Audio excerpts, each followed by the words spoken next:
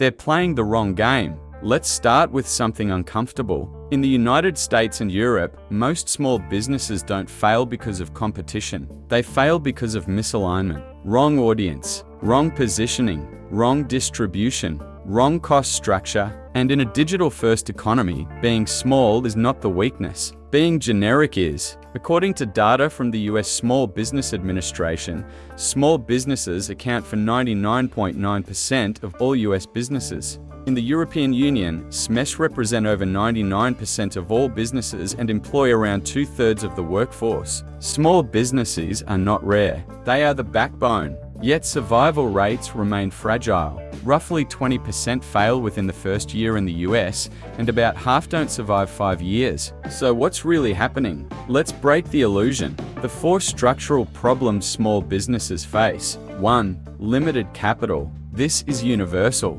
Small businesses operate with tight margins. Marketing budgets are thin. Hiring is expensive. Cash flow volatility is constant. Meanwhile, large corporations can afford paid media at scale, brand partnerships, aggressive discounting, logistics advantages. But here's the strategic mistake many small businesses make. They try to compete on the same battlefield. That's like bringing a bicycle to a Formula One race. You don't beat scale with scale. You beat scale with precision. 2. Market saturation. Western markets are hyper-competitive.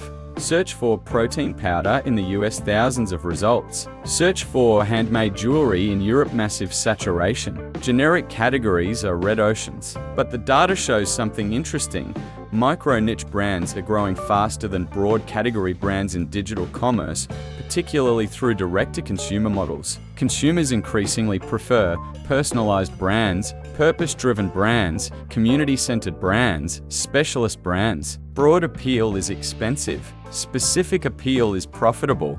3. Distribution dependency. Many small businesses rely heavily on one marketplace, one social platform, one revenue stream. That's dangerous. Algorithm change, revenue drops, marketplace policy shift, account frozen, ad costs spike, margin evaporates. Digital dependency without ownership is fragile. The solution is not abandoning platforms, it's diversifying strategically. 4. Competing on price. When small businesses compete on price, they lose. Large corporations have supply chain leverage, bulk purchasing power, automation advantages. If your strategy is cheaper than Amazon, you've already lost. And speaking of scale, the strategic shift from small business to precision business. The future doesn't reward size, it rewards clarity. Instead of asking, how do I get bigger? Ask, how do I get sharper? Let's move into data-backed solutions. Solution 1. Build direct-to-consumer infrastructure. Platforms like Shopify, Etsy.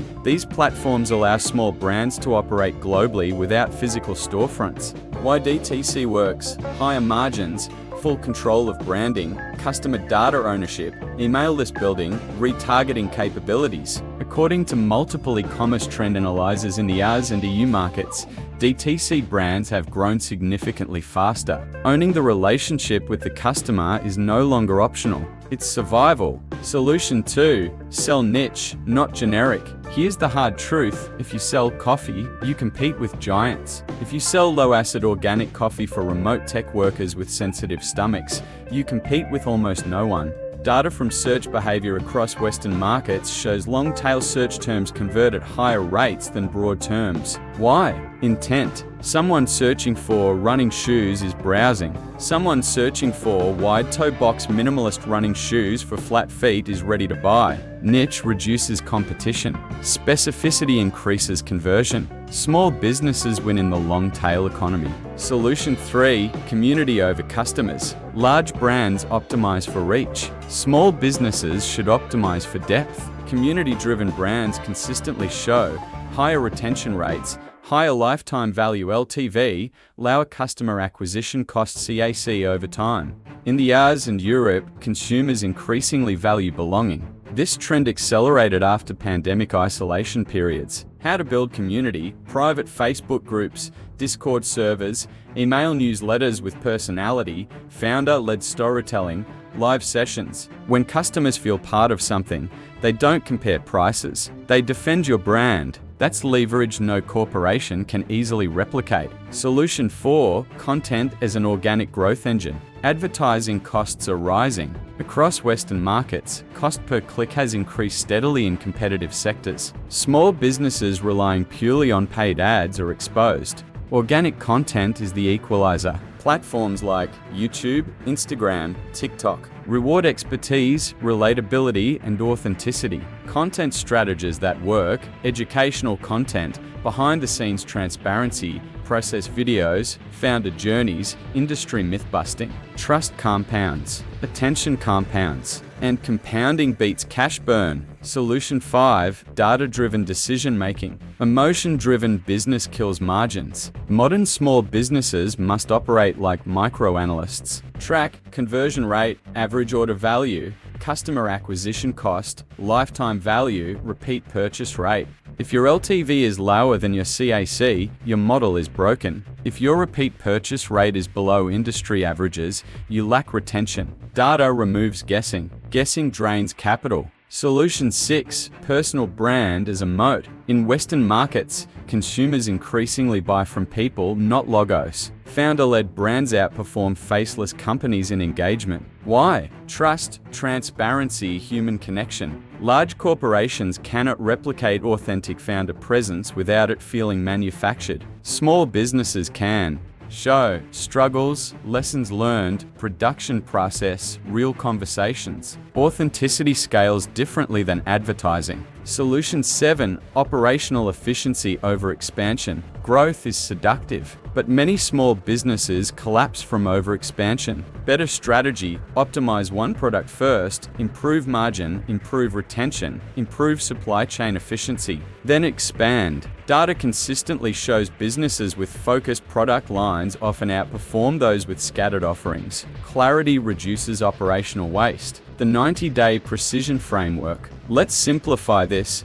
Month 1, positioning and infrastructure. Define micro niche, clarify problem solution fit, build DTC store Shopify, establish core content channel. Month 2, audience and data. Launch consistent content, capture emails, track core metrics, test offers. Month 3, optimization. Double down on best performing product, improve conversion rate, strengthen community engagement, introduce retention strategy. No hype, no overnight success, just disciplined iteration. Why small businesses actually have an advantage. Large companies are slow.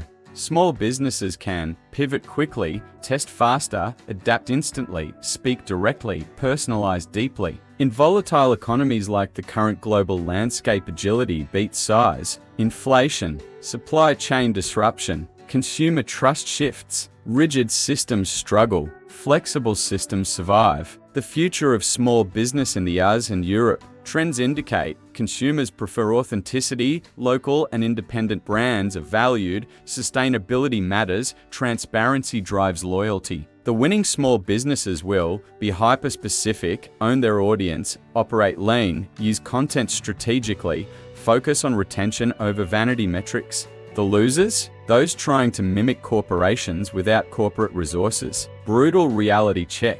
Capital helps, connections help, timing helps, but clarity multiplies everything. Small businesses that fail often avoid specialization, avoid data, avoid digital ownership, avoid uncomfortable adaptation. Technology lowered the barrier to entry, but it also increased competition, which means strategy matters more than ever. Final thought, small businesses are not at a disadvantage. They're at a crossroads. You can compete on price, compete on scale, compete on noise, or you can compete on precision, compete on community, compete on relevance. The digital economy doesn't reward the loudest, it rewards the sharpest. And in the US and Europe, the next decade will not belong to the biggest brands. It will belong to the most focused ones. So the real question isn't, can small businesses survive? It's, are you willing to stop playing big company games and start playing smart company strategy?